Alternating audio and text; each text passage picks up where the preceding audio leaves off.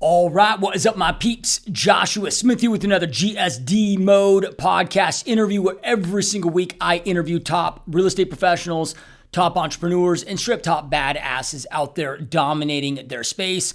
And today we got another amazing, epic guest here on the podcast. I'm so excited to share with all of you.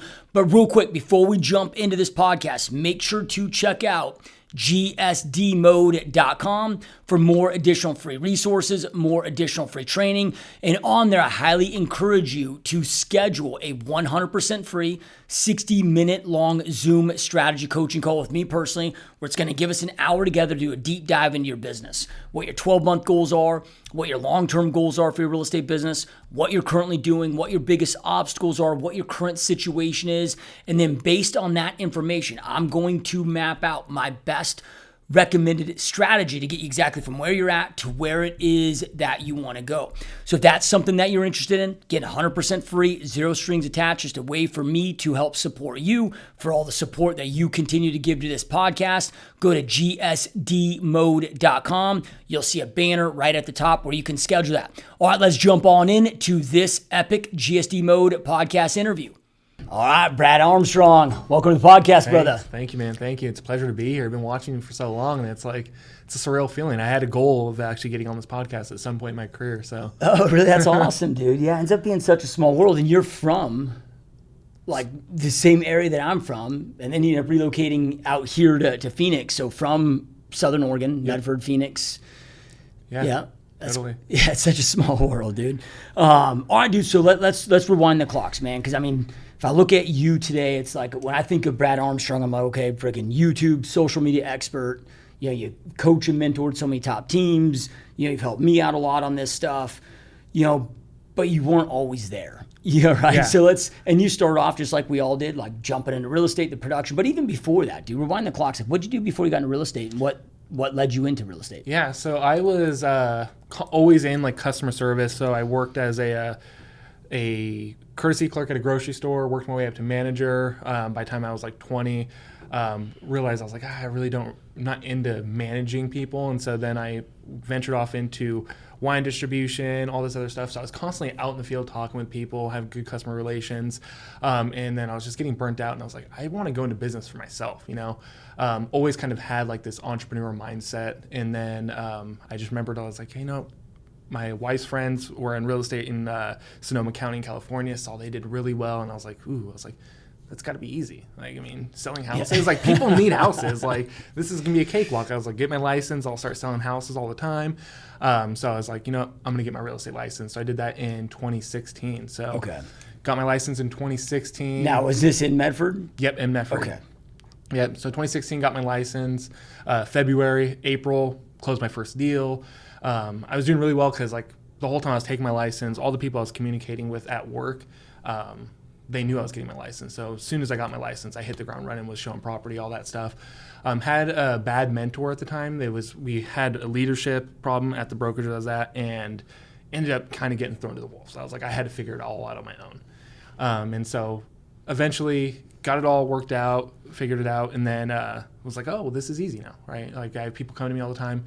That dried up quickly. I think I popped 4 deals my first year, and those were all within like the first 2 months of me getting licensed. I was like, oh, I'm a rock star. Got recruited by a team, joined their team, and then had a incident with cold calling, or it wasn't cold calling. I called an online lead, got chewed out, and I was like, ooh, like after that I had like call reluctancy, like no one's business. And then and so then I fast forward like another year, had a bunch of other SOI reach out, had my biggest year yet.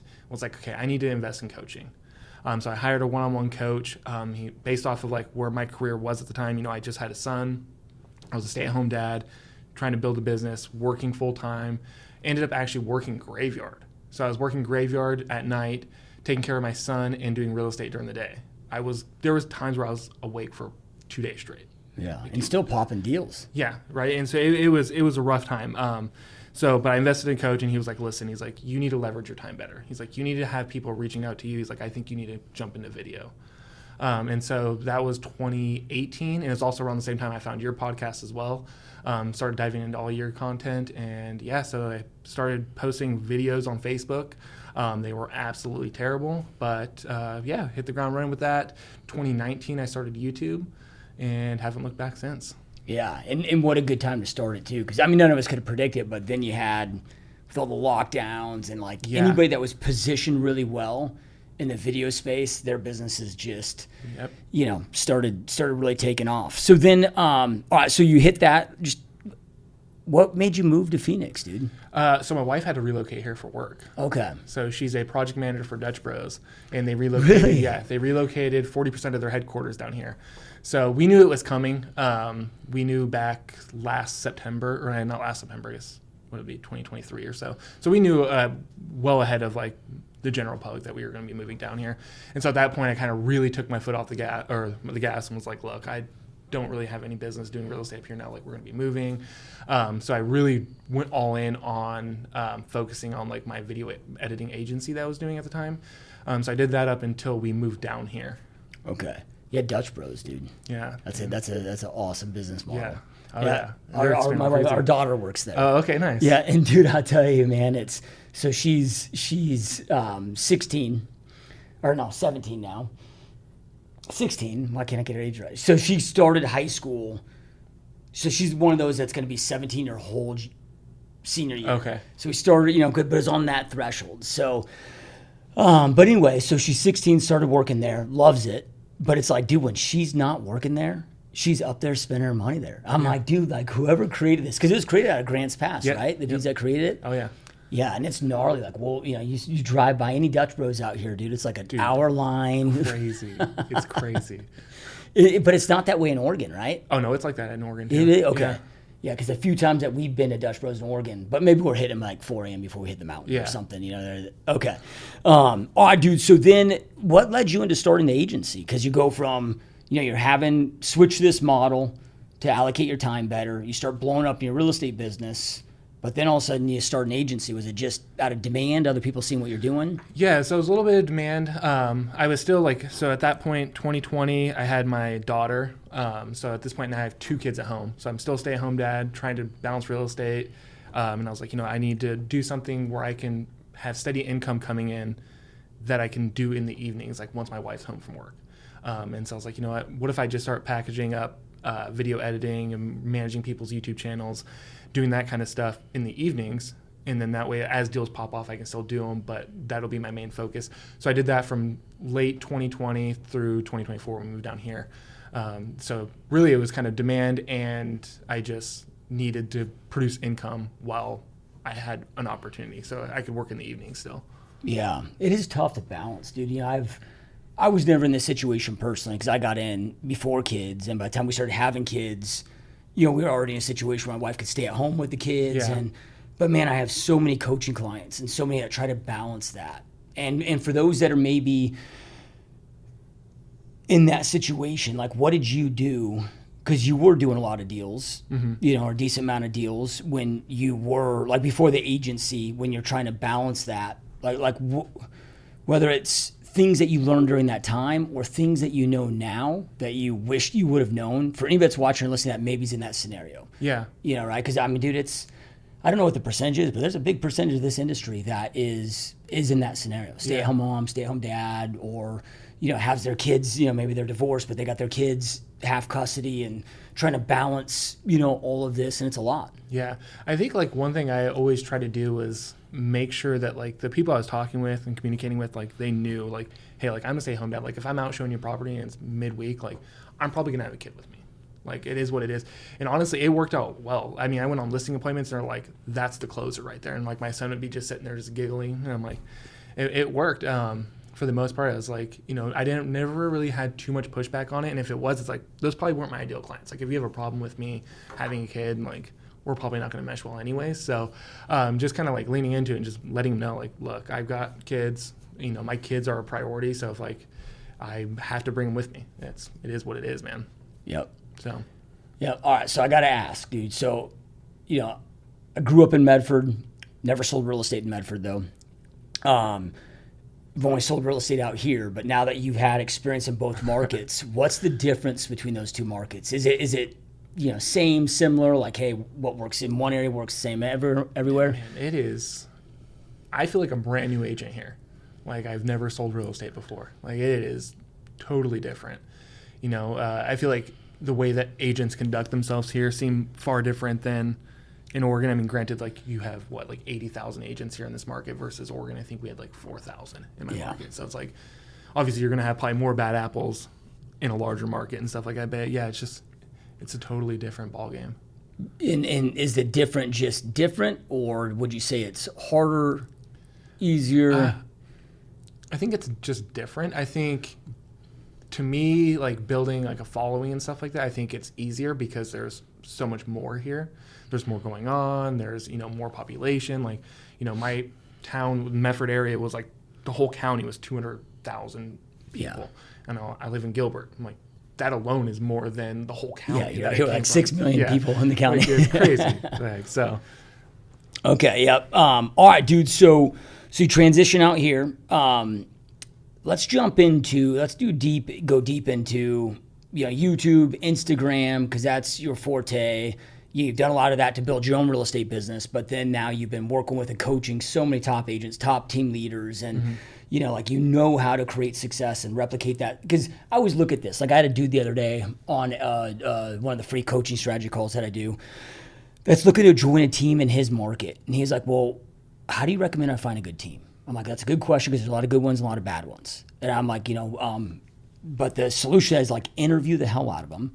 But I'm like, don't just interview the team leaders, interview their agents. Because there's a lot of people in this industry that they've created success themselves, but they haven't taken the time to reverse engineer and break down what led to success. Yeah. So they're not able to replicate that to helping others create success. So I'm like, you want a team leader that's successful, but then you want to see that they have agents that they've been able to replicate that success with, right? So and that's where I guess I'm trying to circle back to you, of not only have you been able to have a lot of success with YouTube and social, but you've been able to then now help some of the top teams in this country freaking go out there and crush it with this. Yeah. And then you're out here now. Didn't you just like have like the mayor invite you to an event because your Instagram started blowing up so much, and like a new city you just started targeting? Now the mayor's reaching out to you. Mayor reached out, invited me to the West Valley Mayor's Dinner.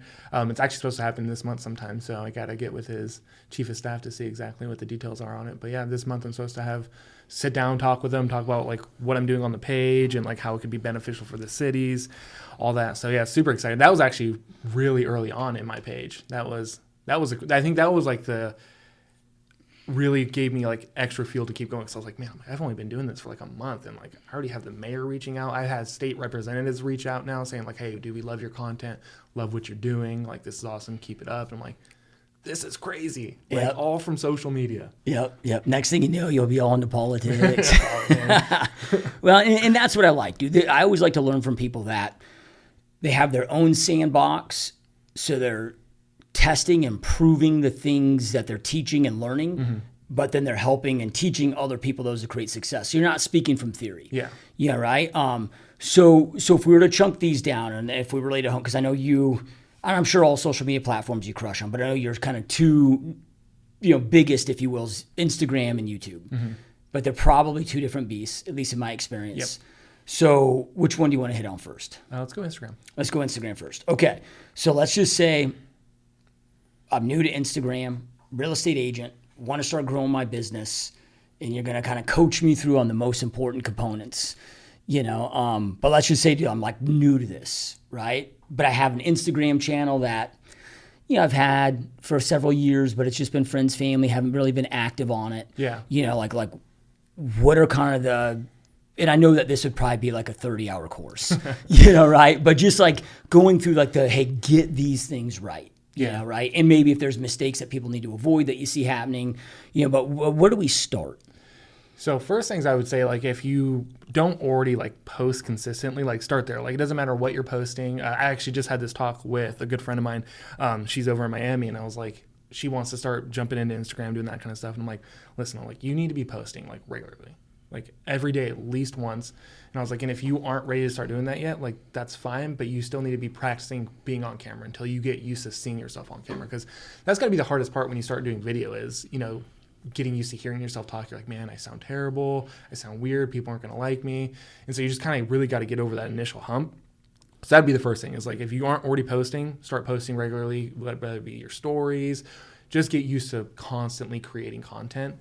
And then after that, we can start optimizing, right? So you want to make sure that your bio gives clear value on what your page is going to be offering. You know, a lot of agents have like, you know, #1 producer, or, you know, I sold this many homes last year. Like, your average consumer does not care how many homes you sold.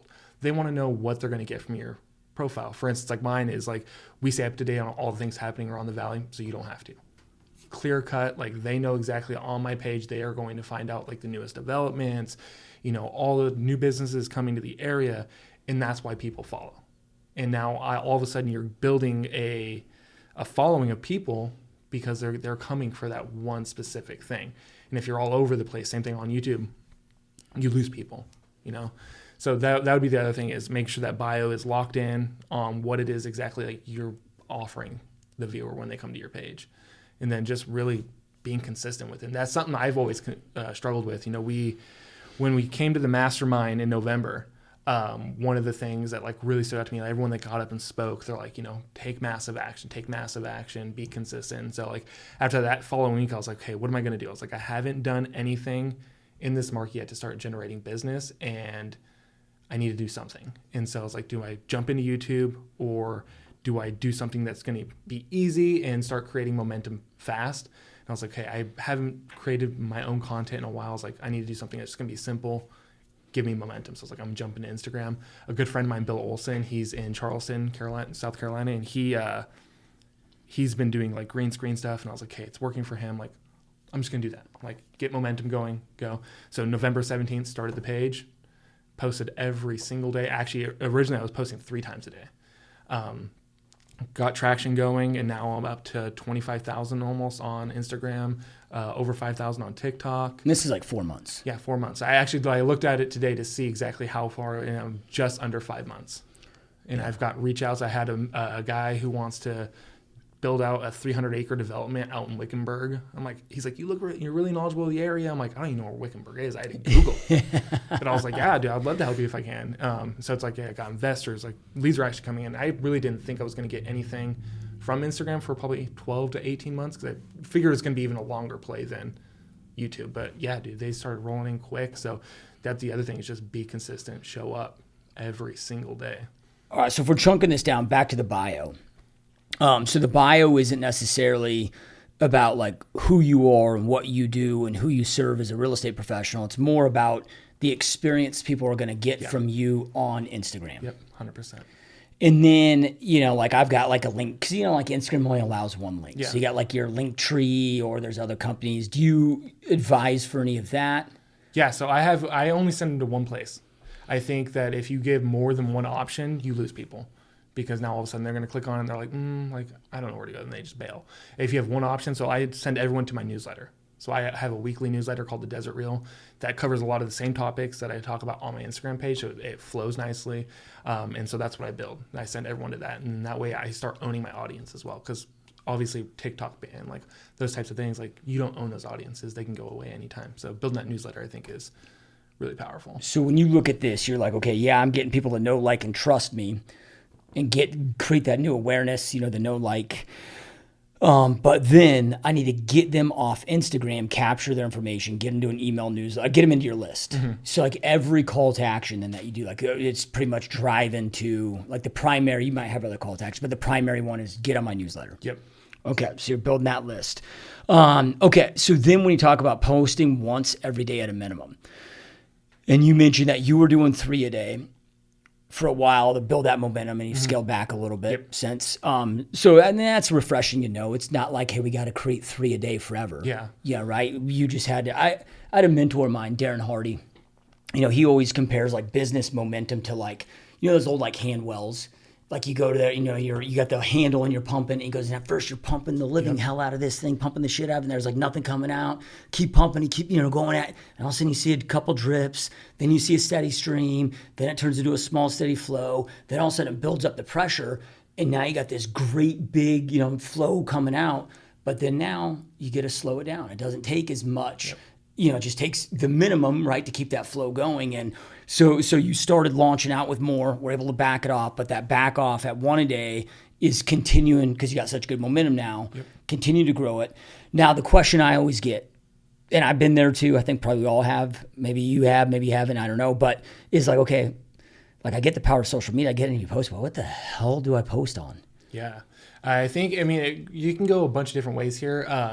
The route that I decided to take was one, like, I don't know the area. So like what better way for me to learn about the area than to like learn these things and then tell people about them. So I decided to go deep into the developments, businesses coming to the area. And I think right now that is probably the best option for most people because not a lot of agents are doing that yet. This is like YouTube 2020, like before all the agents were in your market doing it, like, you can be the first in your market doing this and you will absolutely dominate with very, I don't want to say low effort, but lower effort. I'm able to do a video from finding the idea, recording it, editing it, probably 30, 45 minutes. Like cut and dry, boom, done. Like usually like I haven't even done one today. I'll go home tonight, find a good article, be like, okay, this will be good, be done with it within an hour, post it, go to sleep. Hey, Joshua Smith here with another quick sponsorship plug. Hey, I'm not sure if you heard the recent news, but I recently made the decision to partner with eXp for my real estate business so I can take my real estate business nationally and globally. And if you're interested in learning about what a partnership together could look like and how we can grow and expand and crush it together at hitting our real estate goals, if you'd like to schedule a 100% confidential, 100% zero pressure Zoom call with me to again discover what this partnership could look like, how you get 100% free access to all of my coaching, training, mentorship, support, and how we can go out there and crush it together, go to www.gsdmode.com/partner. And again, this is just a discovery call where we can learn and go through and unpack what a possible partnership could look like together at eXp. And I hope to talk to you soon. Yeah. And you mentioned green screen. Yeah, so I don't actually use a green screen. I use like CapCut to just cut myself out. But yeah, I just do like a 3-panel background usually of like pictures from the development or whatever it is, and those will be behind me. And I just talk about it. And I heavily, if I didn't have AI, I would be able to do it this fast. So I use AI a crap ton to do it. Now, if I didn't have AI, I probably wouldn't have been able to do what I do as fast because it would have taken me much longer to actually like manually write these scripts and like all that. But I mean, it's still possible. You just more effort.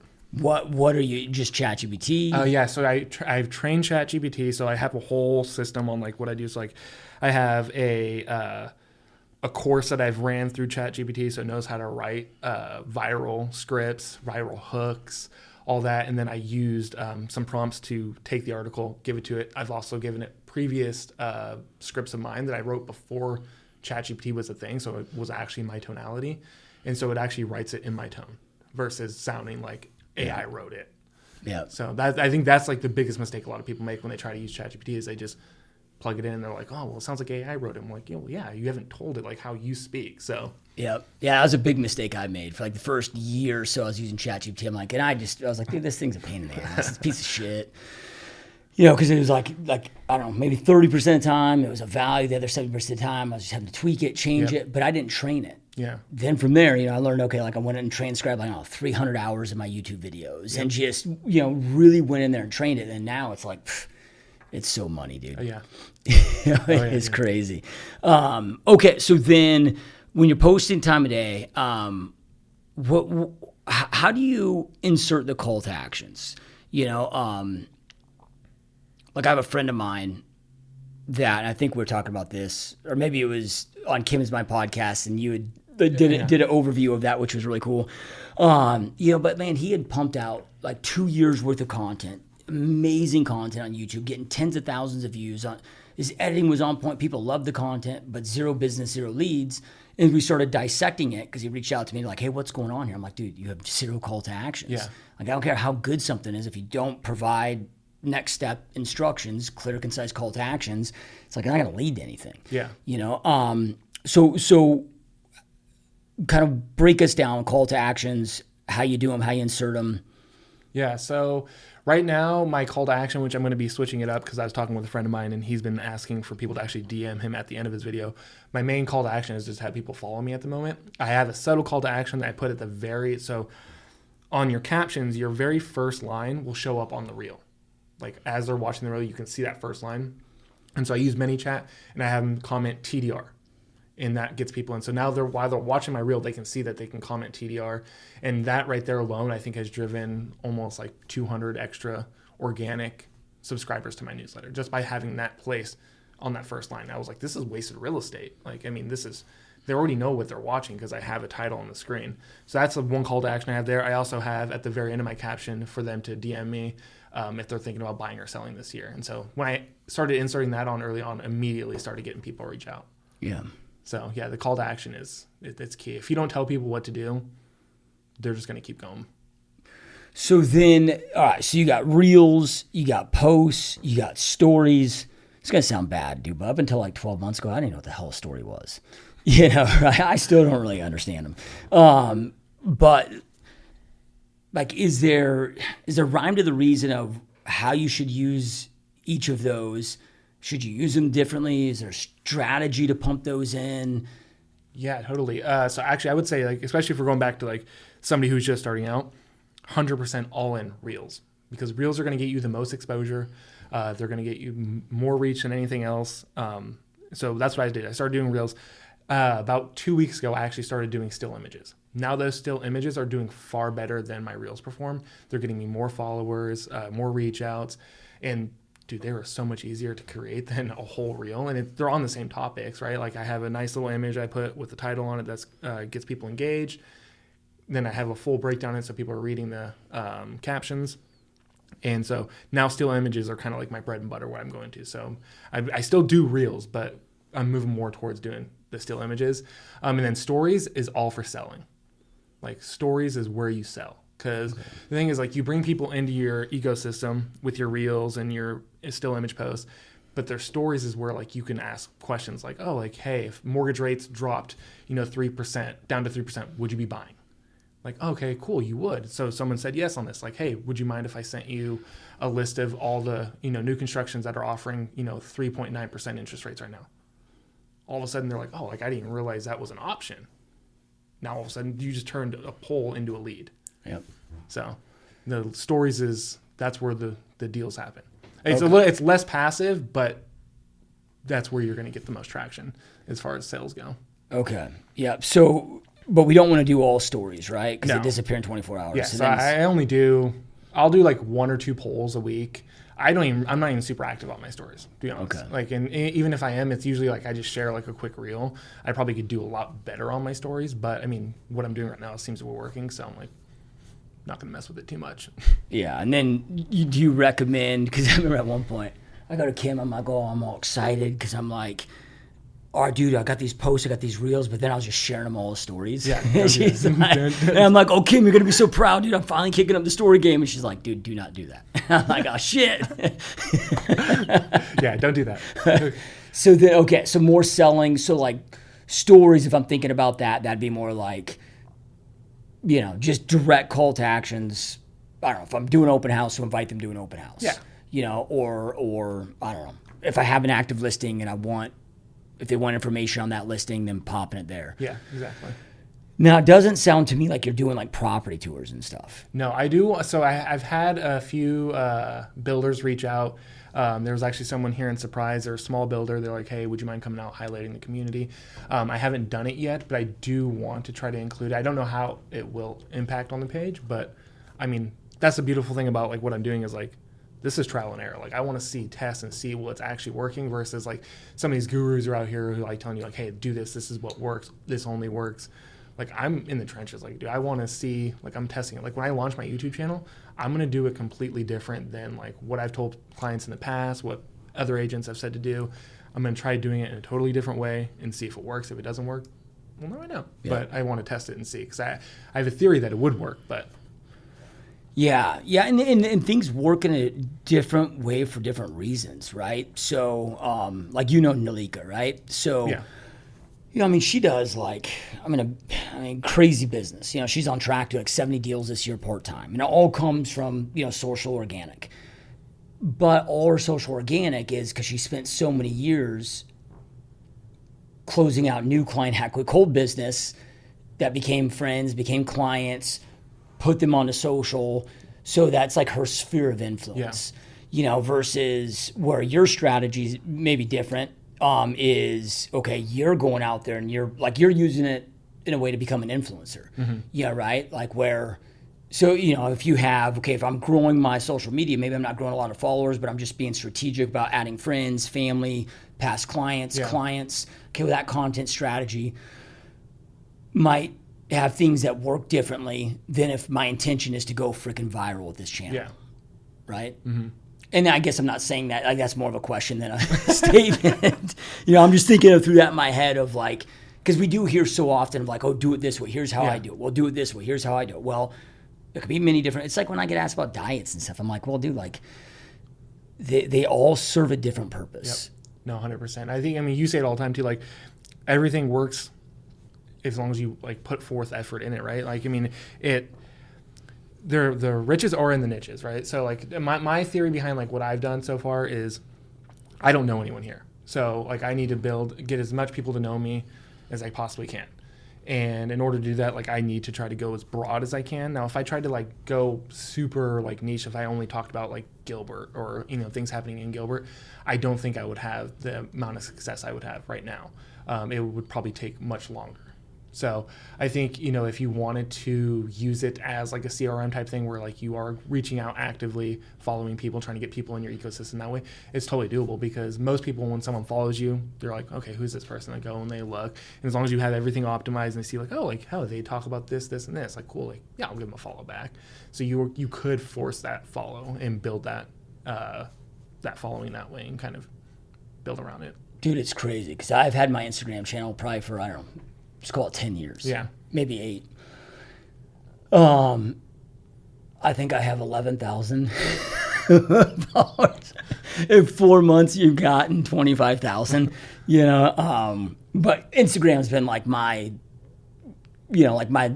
I'm just starting to get better and intentional with it. And, but this is why I love having people like you on that know how to crush it, so I can learn how to. Now then, okay, so everything we talked about here is getting buyers and sellers.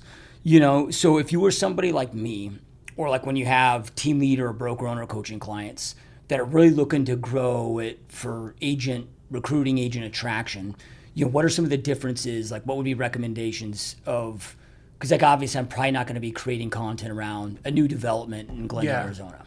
Yeah, so it's actually funny you said that. So I had a second page that I'm going to try to build out on agent attraction type of stuff.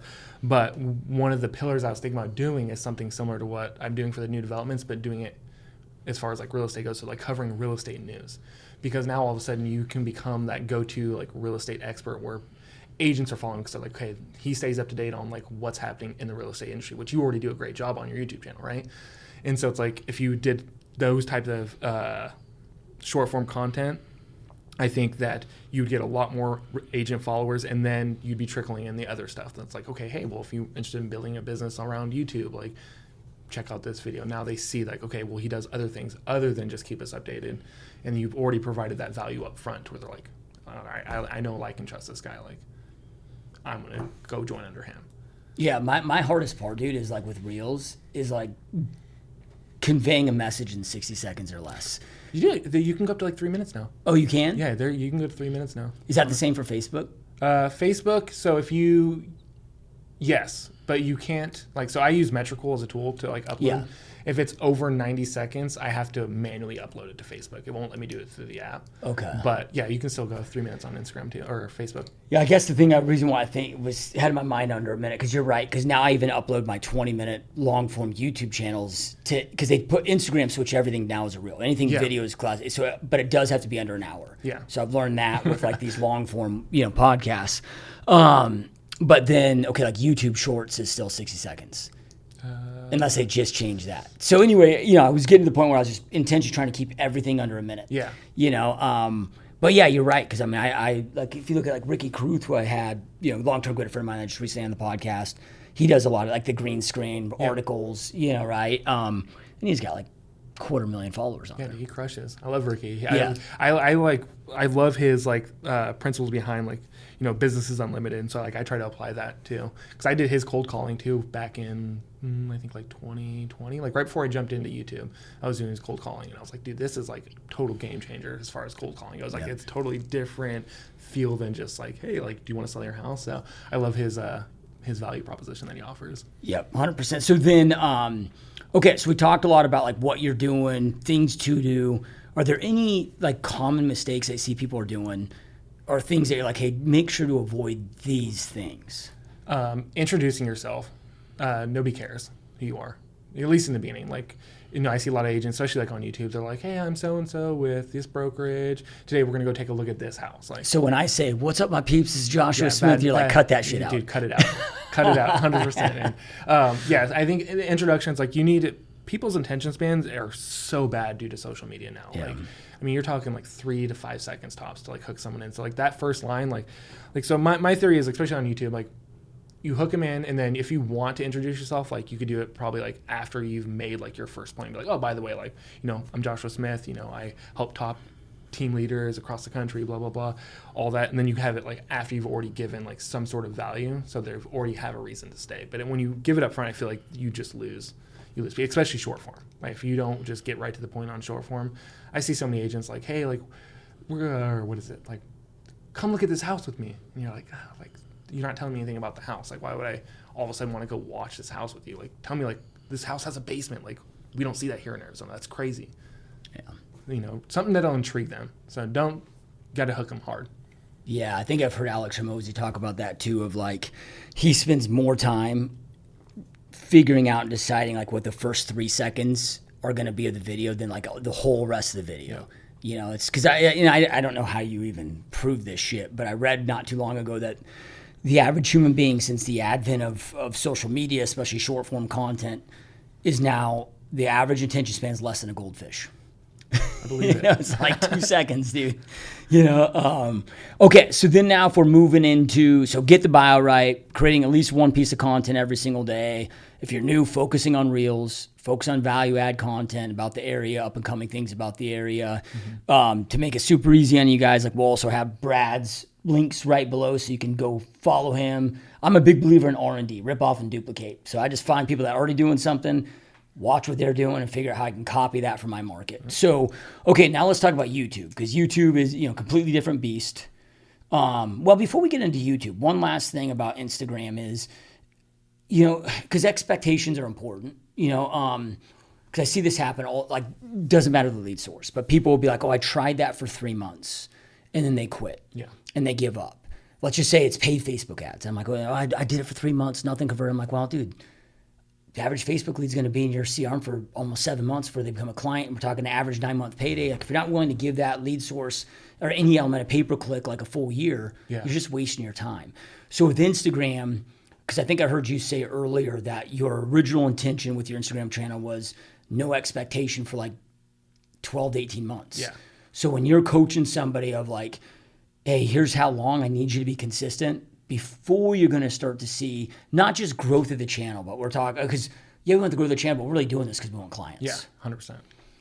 Yeah. So, really it's like, same thing. It's like, I would tell anyone, whether it be YouTube, Instagram, like minimum a year. If you don't give it a year, because so much can happen in 12 months. Because all it takes is, on all these platforms, all it takes is one video to really take off for all of a sudden, like your whole channel change. For instance, like my page, from November to January 1st, I picked up, I think, 200 followers or something like that. From January 1st to where I am now, 25,000. Like that's what, 3 months? Yeah. Like that's quick. Like when Kimberly came back from India and she did like the announcement post of me coming over to EXP, at that point I was at 8,000 followers. By the time she actually posted it, I'd already hit 15. Like it's a hockey stick effect, right? So it's like you just have to stay in the game long enough for that to actually happen and have enough at bats. Yeah. Okay. So if you're not planning on focusing on this and committing to it for a year, just don't even start. Yeah. 100%. Kind of thing. Okay. So then with YouTube, totally different beast for different reasons. So kind of going at this the same way, dude. Brand new to YouTube, wanting to start this up with the expectation that, hey, this is going to be 12 to 18 months before I can probably start to see and expect consistent business coming from this. And that's even if I do everything right. Yeah. Don't make any mistakes. So then from there, brand new to it, like, let's just chunk it down kind of like we do with Instagram of like, where do we start? Yeah, I think YouTube right now is actually in a really like weird place where there's been like they call it like the beastification. So that everyone's like trying to be like Mr. Beast on YouTube. Even agents now, like they're doing like these crazy edits, like super high quality, which I mean, it's great. Like it's good. But now that there's so many people that have done it, I feel like it just kind of loses like that authenticity. And so I think a lot of what's happening now is like the more raw, like, hey, like there's not tons of edits in this. Like we're just going to walk and talk. I'm going to tell you about the area. I think those right now are crushing. And I think those will continue to crush going forward, probably for the next like year or two.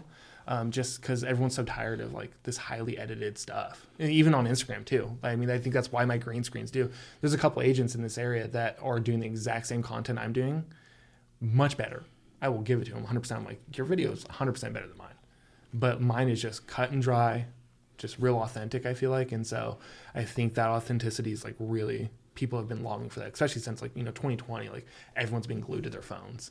Yeah. And so I think that, I think that's a big thing. And so if you're just starting on YouTube, like just get out, don't worry about it being super professional, just start posting. Like, I mean, I have experience and that's exactly what I'm going to be doing. Like, it's going to be just raw, uncut footage of what I'm talking about. Yeah, I agree with you, dude. And a lot of this is, like, we can see performance in numbers right now, and the more just kind of raw, real, unedited, like the better it seems that it performs. But I also agree that I think going forward, we're going to see an increase of that just because of all this AI. Mm-hmm. It's predicted right now that 50% of all content on the internet right now is all AI generated, including social media. Yeah. So I think people are just going to get burnt out from that, all the filters, all the bullshit. They're just going to kind of want more just human to human, authentic. Hey, Joshua Smith here with a really quick sponsorship plug. Look, if you're an individual real estate agent, team leader, or real estate brokerage owner, and you are looking to take your real estate business to the next level, I highly encourage you to check out my coaching program where you're able to be coached and mentored by me for the next 12 months of your life to ensure that you are crushing your real estate goals. To learn more about my coaching, go to www.gsdmode.com/coaching, or you can go to gsdmode.com, click the coaching tab, in-depth video breakdown will walk you through exactly how my coaching program works, what's included, what it entails, what the commitment is, what the pricing is. You can sign up. There's a link to get signed up right under that video. Or if you have additional questions to make sure that the coaching program is a fit for you, there is a link below the video as well where you can schedule a 100% zero pressure Zoom call with me personally to get all of your questions answered. So again, if you're looking to take your real estate business to the next level and you want to be coached and mentored by me and are looking for hands down the most effective, but at the same time, the most affordable, where my coaching program is less than your daily Starbucks budget. So the most effective, at the same time, the most affordable coaching program in the industry. Again, go check out gsdmode.com. Okay, so then from there, I'm going to just break down some different questions, right? So then, okay, and these are going to be like from basic to more advanced. Okay, banner, YouTube banner. Does a banner even freaking matter? It matters, but people put way too much weight on it. They'll spend, weeks trying to get the perfect banner. Like, give your value prop, have a way to contact you. That's it. Yeah. Because I always try to like observe my own behavior, but then sometimes I have to realize that I'm kind of weird. Maybe they don't have the same behavior as everybody else. But like, dude, I never go to anybody's YouTube homepage. Yeah. Like I come onto here, what's scrolling in my algorithm, or I go to search up a topic. Like I'm never like going to their actual homepage. Yeah. You know? So okay, something that can matter, have it, but don't spend 6 weeks fucking. Yeah, if it's going to stop you from actually producing the content, like don't even put a banner. Yeah. Like just go. Okay, so then from there, name of channel. Does that make a difference? No. I mean, there's like a little bit of SEO with it, but you know, I know there's people out there that say like, hey, like you need to name your channel this, and this in order for you to be found. But at the end of the day, like Mr. Beast is the biggest YouTube channel. His name is Mr. Beast, has nothing to do about what his content is. And there's tons of other people out there like that too. So I would say it doesn't really matter. Okay. So then like, what about like the abouts, descriptions? Like my guess is like put stuff in there, get it optimized. Yeah. But again, don't spend tons of time on it. Yeah, I wouldn't spend a ton of time on it. Obviously give like, you know, the area that you're covering. Try to, you know, plug in some SEO words there because it still does matter, but it's not weighted as heavy as it used to be. So, you know, talking about your area, the areas you service, what you can offer buyers. Same thing as like your value prop. Put that all in there. Your contact info. Don't forget to put that. Call to action. All that should go in the About Me section. Okay. So then frequency matters, right? Yes. So somebody's getting ready to start off. What's like the minimum and then what's the ideal number of long form videos that they should be creating every week? I think, especially if you're going with the more raw, authentic way, minimum you should be posting once a week. Starting out, you should probably be going 2 to 3 times if you have a brand new channel, because the more videos you can give YouTube for them to like categorize like where your video should be ending up, they need that that playbook, or not the playbook, but the that playlist to know like, hey, like, okay, they're talking about Arizona. Like anyone who's interested in Arizona, they've already posted 12 videos on this. So when I launch my channel, I'll be launching it, probably doing 3 videos a week for the first like 3 months or so. And then I'll scale back to probably like 1 or 2. Okay, so we got video frequency, and I found too, it's like, you know, because if you look at YouTube, like one of the benefits of YouTube is it's like they have a full-time assistant that is just sitting there recommending your stuff. Yep.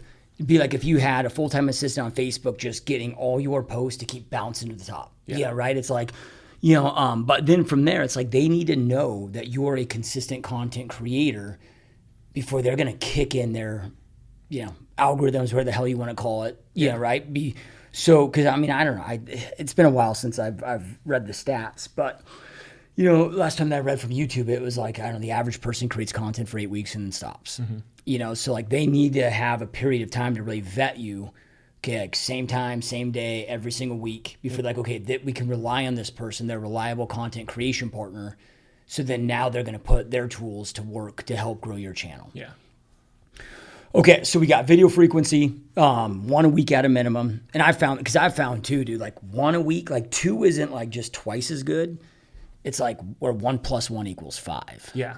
You know, right? Like and then if you can get to 3, it's like, holy shit. Yeah, I was actually I read this, I don't know if it was like an article or study or something like that, but they were saying that like your posting frequency is like, so from 1 video to 2 videos a week, like all of a sudden like your growth is like 1.5% or 1.5 times more. And then if you go to 3 videos, it's like 1.7. So it's like the more you post doesn't necessarily mean the more you're going to grow, but like there's definitely a difference between like posting once and twice. Do you ever find, is there such a thing as too much? Yeah, I think there is. I think it depends on the topic though. Like if you're posting 7 days a week, but each one of those videos is a different kind of topic to where you're not fighting yourself for views, then you're good. But if you are doing like a market update every single day, then yeah, like the video, the YouTube's showing this video now, all of a sudden when you post this new video, they're like, well, we're just gonna start promoting this video instead because it's the exact same type of video as this one. And so now you're kind of cutting this one off at the legs. So I wouldn't post the same type of video. So like, for instance, I hate going back to like what I plan on doing, but like, so I'm going to be talking about 3 different types of things on my channel. I'm going to do developments like I do on my Instagram page, market updates, and then I'll also be talking about like relocation stuff. My theory behind this is like relocation brings in new people who are moving to the area, but then the developments, market updates, that's going to keep the people watching, because the issue with relocation channels is like once someone moves to the area, They stop watching. They don't care. So the other two are going to keep them on the channel, keep me in front of them. And so those will be one of those videos each week, or not each week, but each posting like period. Monday, Wednesday, Friday. Yeah, exactly. Yep. Okay. So, and I'm just going to chunk this stuff down, dude, right? So, and a lot of this is for selfish reasons, because I'm looking at learning, because I need to step up my YouTube game. But I think it's all like, dude, the YouTube game has changed so much. It's like back in the day, dude, when I first started a YouTube channel, like in 2012, even like, I mean, really up until like, I don't know, 6 years ago. Like, dude, I would just go fucking create the shittiest YouTube video, like bad audio, just me whiteboarding some, funnel out, no thumbnail, no intentionality of the title, 20, 30,000 views like that. Yeah. Now, if I do the same video in that way, like I'm lucky to get 200. Yeah. So it's like you got to give it what YouTube wants. And it seems like the more that they see you giving them what they want and need, like the more that they reward you, right? Yeah. So thumbnails seem to become extremely important. And I start thinking about this again with my own behavior. I'm like, it totally makes sense. Like if I'm scrolling through Netflix, like I'm going to judge the show I'm going to watch or the movie I'm going to watch. Like the title is what gets me then to be like, hey, I look at the thumbnail, then I look at the title, then I'm like, okay, should I watch the trailer for right? Like if the freaking thumbnail sucks or the title sucks, like I ain't gonna click it. Yeah, 100%. Yeah, thumbnail is big. I think right now too, I think there's also a shift in thumbnails as well. I think like these like hyper produced, like the thumbnail still needs to be good. Like don't change that. Like that still needs to be good. But these like overly AI used thumbnails, I feel like are going away. And people are like, for instance, like if I was doing a video on, living here in Surprise, like me actually being here in Surprise, like taking a selfie, like having that as part of the thumbnail, especially if the video is opening up that way. Because now all of a sudden you give, you basically let the viewer know like, hey, what they clicked on is what they're getting. Because like, hey, I'm gonna take you through this neighborhood here in Surprise. The thumbnail is me standing in front of that neighborhood, pointing or whatever. And so I think like the more raw, authentic thumbnails are going to be more popular, but obviously like it depends on like the type of content you're making too. Like if you are doing studio type of videos, like the type of stuff you do, then having like a little bit more edited videos. Like you don't want just you standing in front of a wall, right? So. Yeah. Okay. So thumbnail matters. Pay attention to thumbnail. I haven't found any good AI, anything for thumbnails. It's like Canva Pro. Dude. You found. Oh yeah. So ChatGPT's newest update is crazy. You can take, for instance, like you can take someone else's thumbnail that's performed well on their channel. You can download it, upload it to ChatGPT, and say like, hey, swap my face onto this thumbnail, change this, and this, dude, and it comes out amazing. I've been playing with it. I was like, oh man, like I need to jump into YouTube quick because this. I mean, normally it would take me like 2 hours to create a good thumbnail. Now I'm like, you can be done with the thumbnail within like 15, 20 minutes and it'd be like top notch. Okay. And then there's a couple other softwares too that are similar to that. I think there's one that's like called like Pixels or something like that does a similar thing. But yeah, ChatGPT does it now and you can do it in the free version. Okay. Hell yeah, dude. Okay, awesome. Okay, so then now any tips for the thumbnail? Like I've heard like, I mean, I get what you're saying. Okay, make sure that it correlates with what the video is going to be about. But then from there, I've heard certain things like, okay, your face should be, 20 or 30% of the image. Then like the wording shouldn't be more than like 3 to 5 sentences. It should, have to do with the topic, but be different than the title. Mm-hmm. Like you don't want it to be exactly the same. Like is there any truth to that? All that is 100% true. I think overly worded, like a lot of people will take the exact title and put it on the thumbnail. Like first of all, don't do that because now you're just wasted real estate. So having no more than 5 words, if you can convey the message with no words, that's even better. Because I mean, if you think about like the thumbnail's so small, like when you see it, like to have like a ton of words on there, like you're not going to read all that. So you want to be able to catch people's attention quickly, make it easy for them to read, understand. So definitely all those things. And then the other thing too with thumbnails is like I would try to find high performing videos in other niches. So like for instance, like with your podcast, going and looking at other like big podcasts like Diary of a CEO. Like I see people are starting to copy his thumbnails now where it's just simple black background, red text with white or red blocks with red text on it. and those videos are crushing. There's a guy back in Oregon who does he basically does like living in type of videos, and he's been doing those thumbnails, and I've been watching them. I'm like, yeah, like these things are starting to take off even for non-podcast channels. People are just like connecting with it more for some reason. So seeing what's working and like currently working, not just like, hell, this worked 3 years ago, just kind of having a pulse on like what's currently working in other niches and then adopting it to yours. Okay. Then when it comes to title, I've heard that YouTube over the last, this is like a big change in the last 12 months that they made of that, really going back to SEO based. Is that true? Is it not true? Any tips outside of hey, ChatGPT, I created a piece of content around this, give me 5, titles. But then from there, it's like, I'm guessing on which one I think sounds the best. Yeah. Not necessarily my knowledge base of which one's going to perform the best. Yeah.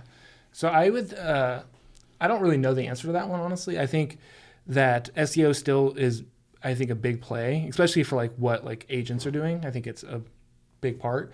But what I will say is what I've been telling people to do for the past 4 years is have 2 different titles. So you have your viral title that you launch with. So it's not SEO heavy. And this way it hopefully gets you out in front of more people quicker. And then once you see the videos slowing down, you're like, okay, cool. Boom. Now you slap in your SEO, more evergreen title, and you just so you swap them out. Swap them out. Yeah. Huh. Why keep that title that's kind of ran its course when you could plug in something that's going to be SEO driven, pop up in Google, put it in there. Okay. So then so we got, and I'll get, the last thing I'm going to wind up here with on YouTube, just so everybody that's watching and listening knows, is we're going to get deep into the video, the video framework, call to actions, and types of content. But I'm kind of just thinking of if I'm visually looking at a channel, going through all the different things. So then, okay, now we got thumbnail, we got title, then we got the description. Mm-hmm. Any rhyme to the reason, does description matter? Do we want to sprinkle repeat as many SEO words in that description? Does it even freaking matter? I don't think it matters that much. I think the one thing I want to experiment with to see if this works, because I know it works on Instagram, is having that call to action near the top. Because when people go to read their comments and stuff like that, they're scrolling past that description, just kind of have that first line be like, hey, if you're thinking about buying or selling, reach out. But other than that, I don't think, because there's plenty of people out there that don't even put or descriptions. Even on my channel back in Oregon that I got to a point where I would forget to put them on there sometimes, and the video did just fine without it. So, okay. Tags matter? No. Don't stress. I would have your set of tags that are automatically uploaded with the video, but other than that, wouldn't worry about it. Okay. Yeah, because I've heard, again, and it's always changing. It's changing so fast. Maybe I heard that, they really matter, but that might have been 5 years ago. Maybe 5 years ago they didn't matter. Yeah. So then when it comes to overall setup, anything else that's essential, adding to playlists or at the end where you can have an end screen, are there any little hacks like that before we get into the video itself? Yeah. So I would definitely say this probably would be a perfect transition into that, is knowing where you want to send people at the end of the video.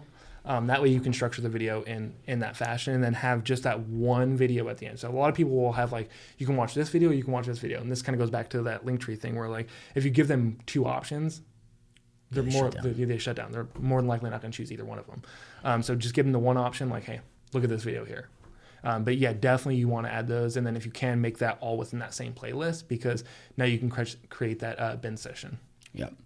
Okay. So then, all right, video itself. Man, I found the video itself, all of these things matter. And that's why I want to spend time, picking your brain on, because it's you can then have this video and have the most epic video in the world, but if you don't have the other shit, doesn't really matter, right? Maybe it still matters, but it's one of these things where everything matters. And I found that to be true pretty much with any lead gen strategy.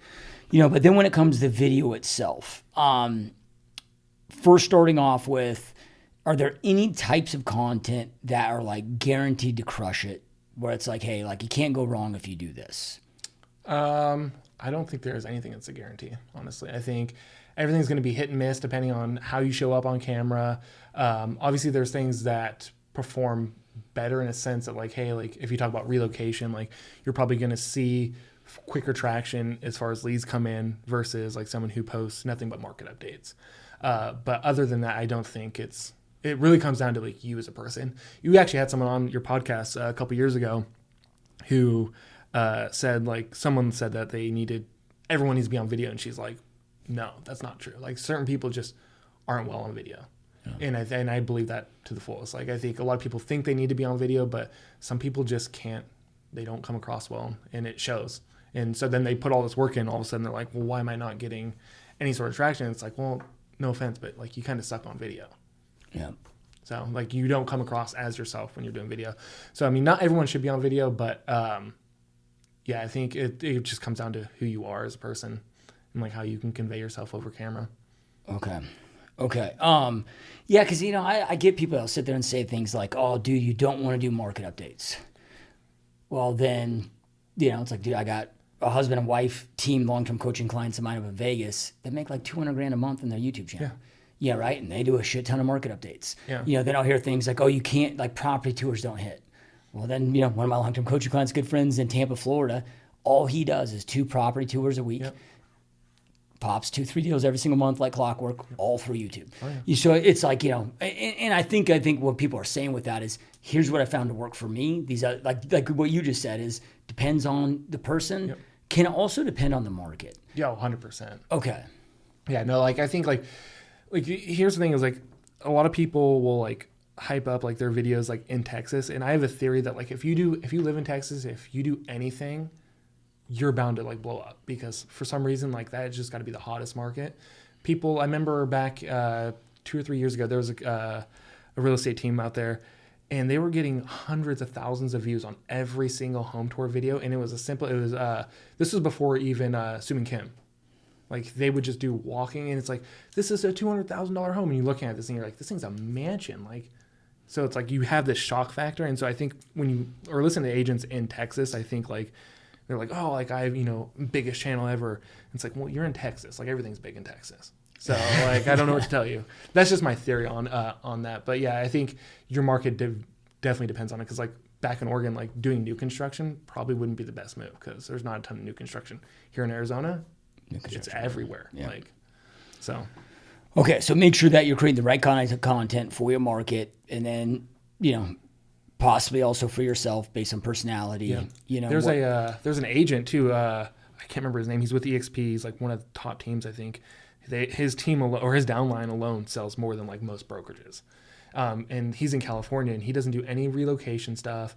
He does like the stuff that most people tell you not to do. Like he does digital mayor stuff. He's like interviewing business owners, and he crushes with his YouTube channel. He gets so much business because of that. Yep. And it's like everything works, man. Well, and that's where you need context, right? Because if you look at that, like I'm a big proponent of that too, right? Like interviewing local business owners, doing spotlights of their business, but I'm not doing that to get business from the YouTube videos. Yeah. Like maybe business comes in from that, but what I'm doing is, hey, I'm here developing a relationship, and I'm promoting local business owners that have influence in their markets. Yeah, right. They're usually, successful business owners are affluent. You're the average of the 5 people you spend most time with. They're usually hanging out with other business owners. They got the managers, they got the employees, so you never know where that business is actually coming from. Is it just YouTube leads, or are they going out there and developing these amazing relationships, with the quote unquote influencers and leaders in their area that's then leading to the business? Yeah. You know what I mean? And that's where you got to kind of break down and, peel back the onion layers. Yeah, for sure.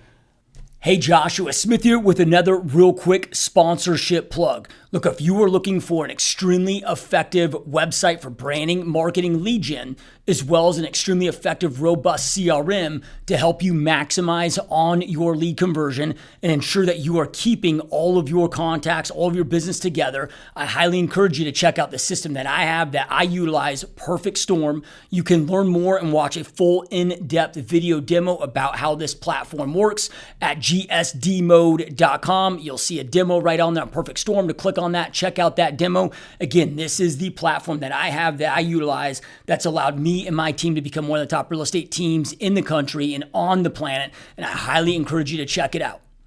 Okay, so then now I always follow a video framework where it's, for me, because I just like to keep it simple, where it's like, okay, I got the intro and hook, or the hook intro, right? That attention grabber at the beginning. Now, when I say this is what I coach others on YouTube to do. I don't usually follow myself, but I kind of have always done YouTube because like with a podcast, dude, I get like 20x the amount of downloads audio, historically than I do off YouTube. So it's always been, okay, I'm creating this for audio, but I'm already creating it, might as well put it on YouTube. Yeah. But problem with audio is there's not a way to optimize it like YouTube. So this is where I need to get more intentional with YouTube now. Because like with audio, it just comes down to how much you're releasing and how good is the content. Where YouTube, it's like there's things within my control to really grow and expand. So I got to get better with this. But it's like, okay, the hook and intro. So that's the attention grabber. Right. Then going into the intro / CTA. So, hey, this, real quick before we dive in, it's Joshua Smith, local real estate agent here in the Phoenix metro area. As much as I love creating these videos, I love you more serving and supporting my real estate clients with their real estate needs. If you or anybody that is looking to buy or sell or invest in real estate here in the Phoenix metro area, love the opportunity to serve and support you, blah, blah, blah. Right? Then we jump into the meat of the content, and then we end with the CTA. Right? So kind of a 4-step video framework. Do you have any kind of recommended framework like that when it comes to video of to follow, just to make it easy and consistent, so every video, like the one, my one good friend that reached out to me, that dude, he was nailing the content. I felt so bad for him. Because the content's so amazing, but no business, but he just had 0 call to actions in any of these videos. Yeah. No, I think there's a few different ways you can go about it. One, basically what you said, I think is a pretty good one, is like, you have your hook, and then have like a quick, probably 5 to 10 second, like intro of yourself, or like a quick CTA, like if you think about moving here, just reach out, type of thing. Something quick though, because you don't want to take up too much time. And then also make sure it's after you've said something that's going to intrigue them. So like, say you're doing a video on like the pros and cons of living here. It's like, and like the 5th reason why you don't want to move here will blow your mind. By the way, if you're thinking about moving here, feel free to reach out. Love to help you. Boom. On to the next one. And then having like other, I call them subtle call to actions throughout the video, where like you drop hints, like saying like, hey, one of the issues I had with a client that moved here from so-and-so was this, this, and this. So now like it plants a seed, like, okay, hey, he does help people move here, without being a direct, like, hey, make sure you call me. And then leading up to your call to action at the end of the video, which I highly recommend building out like a funnel system on your video. So think about each one of your videos as a sales funnel. So like you have a broad topic that you want to start narrowing people down to, where like that 4th or 5th video, you have a hard call to action, where it's like, hey, like, listen, I've helped, so and so many families move here. Like, if you really want to move here without making any mistakes, reach out. This is how you can do it. But you still have subtle call to actions throughout all those other videos. But the idea is you want to get them, because I think it's like, they say like, I think it takes like 7 videos or something like that of someone watching it before they would actually like reach out. And so like the fact that you can put them on this binge cycle, where you're constantly teasing throughout the video where you're going to be sending them at the end of the video, now they're more likely to go to that video and just keep working their way down the funnel. Plus, if you go with this strategy, you can put all those videos together as a masterclass and post them as one whole video, where it's like, hey, like, this is your ultimate guide to moving to Phoenix. I've told that to a few people. Kimberly's done it. Neil in Palm Springs, they've done it. And that video is done very well for them, because it ends up being like an hour and a half long video, and you're just reusing the same content. Yeah. And it puts it all in one place. And with people watching on TV now, they want these longer videos, to where it's like, okay, if I'm going to sit down, I'm going to watch an hour and a half long video on like the complete guide. What's funny is when you see like someone say like, here's a complete guide to moving here, and it's like a 15-minute video. You're like, you can tell me everything I need to know about living in that area in 15 minutes. Like, get out of here. Not going to happen. Yeah, I like that. Yeah. Yeah, and I've actually seen, not in the real estate space, but now that you mentioned that, like, there's a channel I follow. So it's called the Y Files. Okay. So like you had the X Files, this guy calls it the Y Files. But it's just super interesting, crazy shit, phenomenons out there, right? And but he'll have like, maybe a 20 or 40-minute segment on, was the moon landing real or faked? Yeah. And give like the different, I don't know, proof that people have on the different opposing sides. But then maybe he's got 5 videos over time on that. Then they'll stitch them all together. Now it's a 3-hour binge freaking cycle, right? Yeah, I love that. So an example of that, though, just to wrap our head around for real estate, might be like, okay, like Neil that you mentioned that you work with up in Palm Springs. It's like, thinking of relocating to Palm Springs, or like, top 10 reasons to relocate to Palm Springs. Yep. Then the next video might be the top pros and cons. Mm-hmm. Then like maybe there's a cost of living in. Then it's top 5 most desired neighborhoods to live in 2025. Yep. Then that last video might be, I don't know, something around property, whatever. But then it's taking them through kind of like macro to micro yep. on that specific area, then having that hardcore call to action. But you can also stitch all of those together as like one big journey. Yep, 100%. Okay. What are, I don't know, just like I asked you on the Instagram, top mistakes that you see with people that are actually doing it. Like not assuming that it's not okay, dude, they're just not doing it, or they create a video every 3 months. Like let's just say, okay, like somebody is going out there and pumping out a video a week, and they really want this to work. But I always look at all of this like baking brownies. Yeah. Which I got to come up with a better analogy because I've never baked brownies in my life. But it's like, okay, you got to put all the ingredients together, got to have it in the right pan. Then you got to preheat the oven. Then you got to put them in for the exact amount of time. Then you got to take them out and let them sit. If you hit all of that, okay, now you got a great tasting brownie. But if you miss one little step, now they turn out and taste like shit. Yeah. Right? So what are common things that you see? So somebody's hitting this hard. They're like, dude, I'm just not getting crap. Yeah. Like, what are the common mistakes? I see a lot of people, they share. Like, so they'll post their links to their videos on like their social medias and stuff like that. And I think there is a place for that. But initially, like if you just posted a video and like all of a sudden you go to your Facebook feed and you're like, hey, like here's my newest video, like go check it out. Like that's bad because a lot of those people are going to click on the link. They're going to go to the video, watch like 10 seconds of it because they're just trying to be a good friend to you. And they click off. And so now all of a sudden YouTube looks at it, they're like, oh, well, 20 people just clicked on this, watched 10 seconds of it, bailed. This video sucks. We're not going to show it. Now, if you are a part of like a Facebook group or something like that, maybe that's like geared around like relocation to the area. Like that would be a great place to share it because like that is your ideal viewer. The issue with people sharing their links on their social medias is it's typically not their ideal viewer. A guy that I love following and I'm trying to like model what I'm doing with mine is Ken Pozak in Orlando. And they launched a new channel for his team and they shared it on their newsletter. But their newsletter is hyper local. They're past clients and stuff like that. So their YouTube channel went from like their first video popped off and they got like 500 to 1,000 subscribers within like the first week or something like that. Like just because they had that audience built up over time from their newsletter. So like that is a case where like it does make sense. But a lot of agents will just share it and hopefully get like views because we get wrapped up in like, hey, like I got this many views. Like I still do it. Like people like you're like, oh, views matter, but it's like at the end of the day, closings matter. Like if I had a video that got 10 views but got me a deal or a video that got me 1 million views, like that one that got me the deal is better than the one that got me 1 million views. Yeah. So.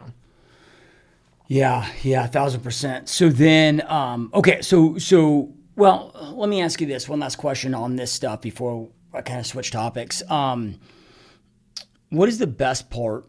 What has been your favorite part of switching your business model to like YouTube and Instagram where it's like organic inbound based? One is like passive. It's so nice. Like there's so much more scalability to it. So I love that. I love the people that do reach out because it's like they've already been watching you. So it's like they already like you.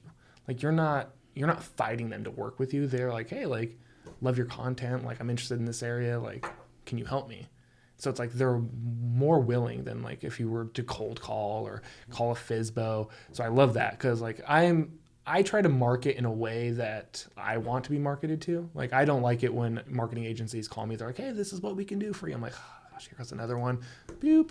So like the fact that I can add value, which is like one thing like I've always admired about like how you built your coaching business is like you give so much value up front that like when it came time for me to like join the coaching program, I was like, this is a no-brainer. Like he's already given me like all this knowledge. Like why would I not pay him for more? So I think that's my favorite thing about content marketing is the fact that like people just know, like, and trust you and it's scalable.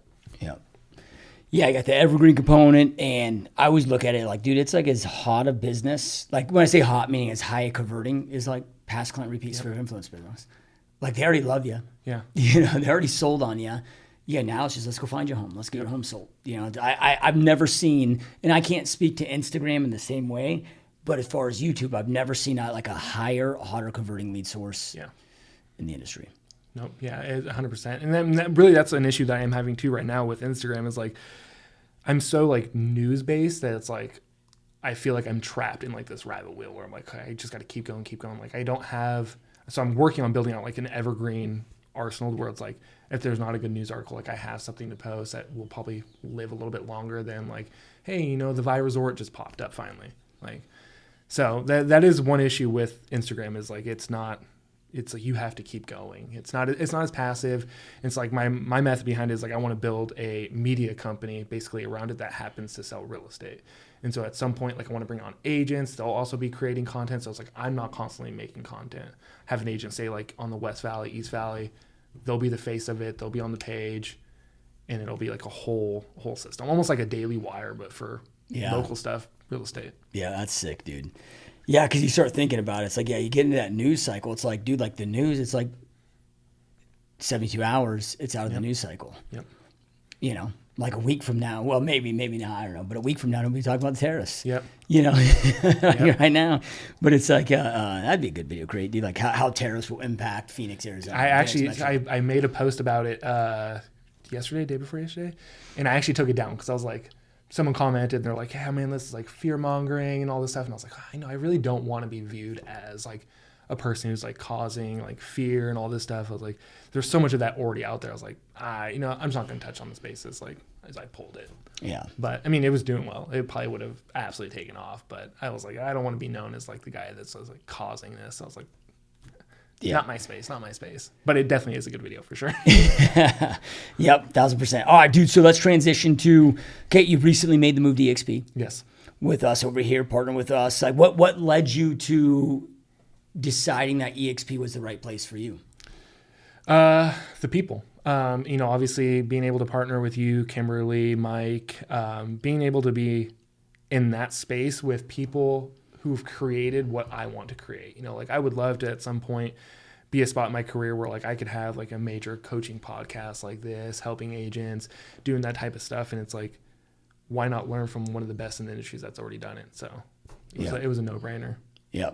Yeah, that's what I love about it, dude, because it's like, now if somebody comes to me and they're like, hey, I want to grow $1 million a year business through TikTok. I'm like, well, I don't know what to tell you. But hey, man, Mike Sherrard, my business partner, he's got you covered there. Like I can teach you how to grow, scale business, more traditional methods of business, and how to go from 10 million to 100 million, right? But then, or hey, I really want to dominate with Instagram or YouTube. It's like, oh, hey, Brad's got your back, right? Like we're able to, work together and, create that ecosystem where it's so well-rounded to be able to support anybody regardless of what level they're at, what goals they all have, what they're trying to build, grow, do.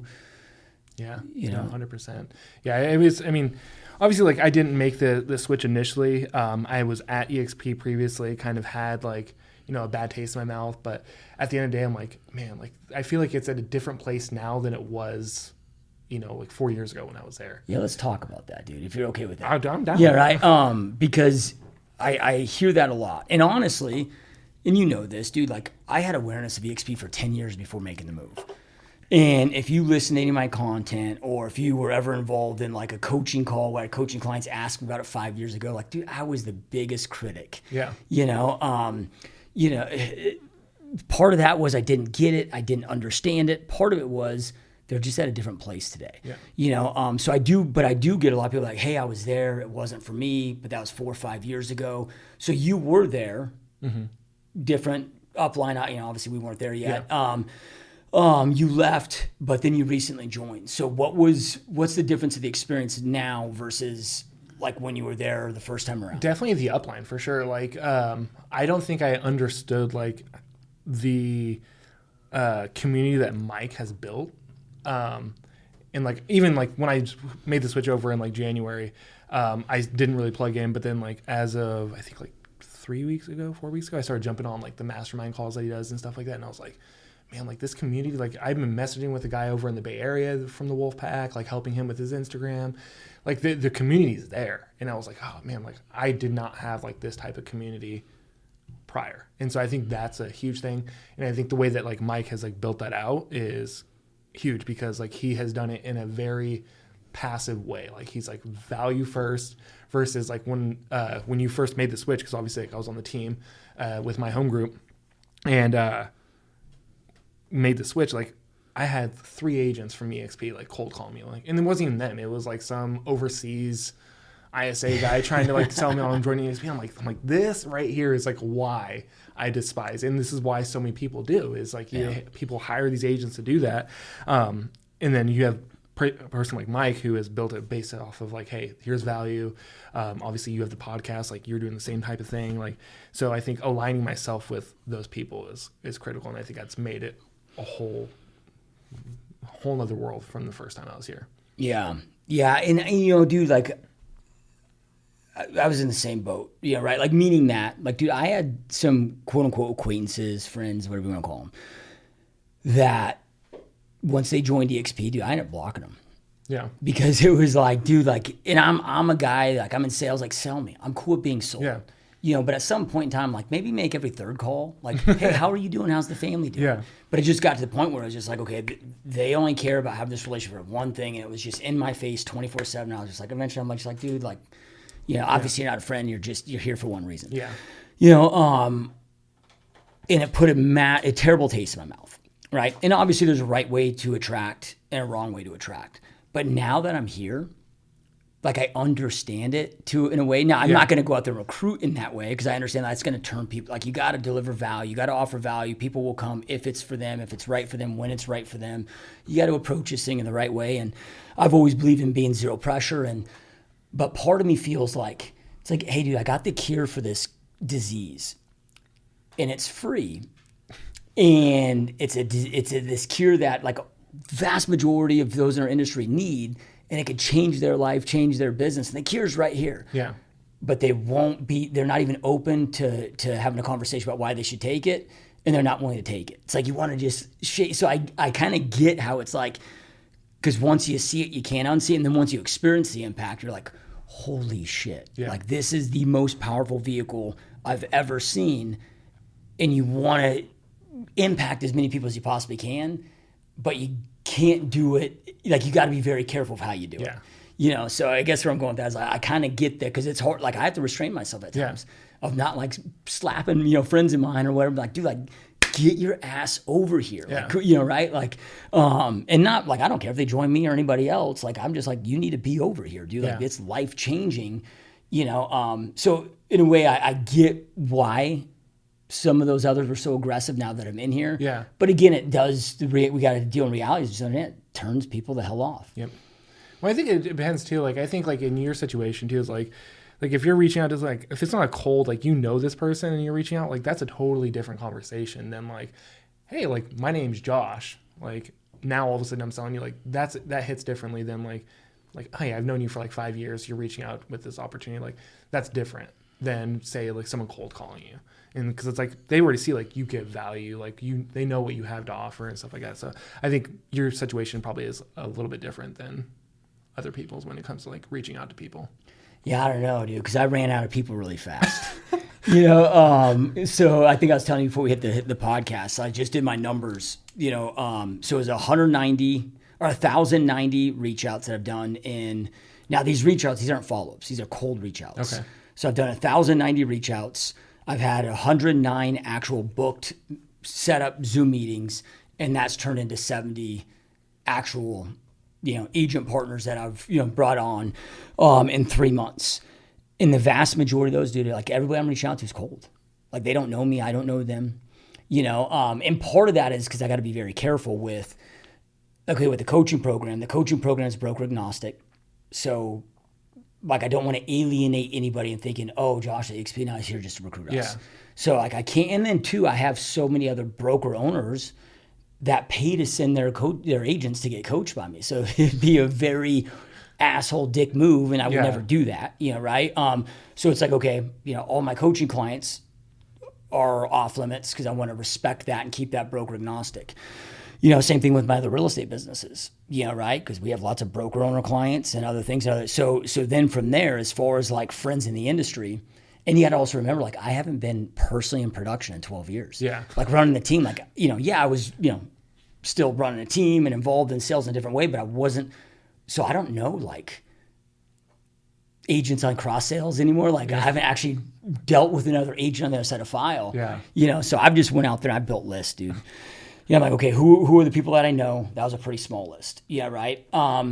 our smaller list. But then I just went out there and I said, okay, like who are the people I don't know that I think would be great partners? Yeah. And just, but even with that, when you're reaching out to them, like there's a way to be pushing, a way not to be pushing. Yeah, 100%. Hey, I know you're probably really happy where you're at, but if you're open to it, love to sit down, schedule a quick 30-minute Zoom call with you, discuss an opportunity. Yeah. I recently made a move to EXP.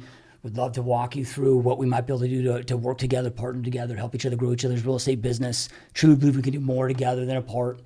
If it's something you're interested in, let me know. I'll send you my Zoom booking link. If you're not interested, totally get it, totally understand.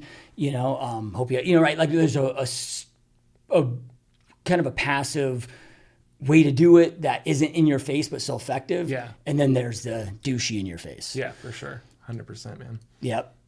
So what's next for you, man? Is it really just focusing on, sounds to me like, okay, YouTube, Instagram, having your sandbox so then you can serve and support those that you mentor on this stuff and continue to serve and support them at a high level, but always having your own sandbox so you're never speaking from a place of theory. Yep, 100%. Yeah, so I want to continue to build what I'm building. I'm actually on a mission to build a $100 million a year real estate business purely through content marketing. So that's my goal on that. It's just like a weird little, I'm very challenge driven. So like 75 hard, like all those things. I love giving myself a hard challenge and going for it. So 100 million is my goal to build all through content marketing. Like obviously like people could do it through like cold calling and stuff like that. I feel like doing it purely through content marketing it's difficult. Yeah. And so I'm excited. So working on that.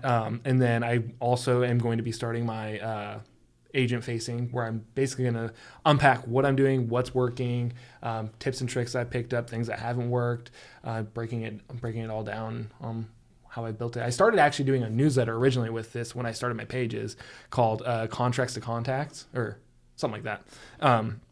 Quickly gave up on it because I was like, I've got too much going on to like try to do this at the same time. But ideas, but Instagram, YouTube channel, stuff like that will be geared around that same ideas, just kind of unpacking what's working for me, because a lot of these agents and stuff like that get into the coaching space, it's like they have success on one avenue and then all of a sudden like they hit it hard, which is great, but like I want to be a practitioner of it and saying like, hey, everything changes like over time. Like YouTube is like goes through cycles, and if you aren't actively in the space doing it, then you're not in tune with when those changes happen to where you can actually like educate people and like, hey, like yeah, it used to work this way, but now this is the way you need to start shifting it. And so you can kind of help people navigate a little bit better. So that's the goal. Yep. Love it, dude. All right. So we'll have the links below, but for anybody that's maybe just driving, not in a position to scroll and click below, like where do people follow you? Like what's the handle on Instagram, handle on YouTube? Yeah. So for my Arizona page is That Arizona Life. And then for what will be my agent facing it's Brad Armstrong.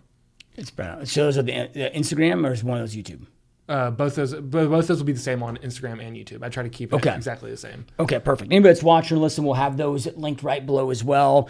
And if you guys have interest of having a conversation with us, talking with Brad, having a conversation with us about partnering XP, not only do you get Brad's mentorship for free, you get all my coaching, training, mentorship for free, get Mike Sherrard, Wolfpack's coaching mentorship for free when you partner with us at XP. So if you want to learn more about that, just click on Brad's links below. Reach out to Brad. He can inform you more on that. And Brad, as always, man, this has been a huge pleasure. It's awesome. All right, you guys, we will see you next time. Peace. Hey, Joshua Smith here, and I truly hope that you got a lot of value out of this GSD Mode podcast. As always, information without implementation is the start of delusion. Information is not power. Information only becomes power when you take the information that you learn, implement it, take massive action on it. That gives you the power to go out there and create that life that you know you want and deserve. So make sure that you take those nuggets that you learned here today, implement those, and take massive action on those things. And just a quick reminder, I highly encourage you to check out gsdmode.com for more additional free resources, more additional free training. And look, I really encourage you to schedule a call with me where we can talk about and discuss what a potential partnership could look like. I encourage you to be open-minded. That does not hurt to just check out what this opportunity looks like. Everything I do is zero pressure. I'm just going to walk you through what we're doing, what we have to offer, all the amazing coaching support that you have full access to for free, and how we can help you take your business to the next level. If you think it's a fit for you, great. If not, that's okay too. We can still be friends. I promise you, not going to hard sell you, not going to push you, none of that BS. You don't have to worry about any of that. This is just an opportunity where we might be able to go out there and do something big together. I'm a big believer that we can do more together than we can apart. So I encourage you to go to gsdmode.com/partner, where you and I can jump on a 30-minute Zoom call together. Again, zero pressure, but we can jump on a 30-minute Zoom call together and just walk you through what this opportunity can look like, what a partnership could look like, answer any questions that you have, give you all the information that you need to make your best informed decision. So if you want to further discuss and explore what a partnership could look like with me at EXP, go to www.gsdmode.com/partner. Thank you again for watching and listening and all your support. Keep crushing it, keep kicking ass, and I will see you next time. Peace.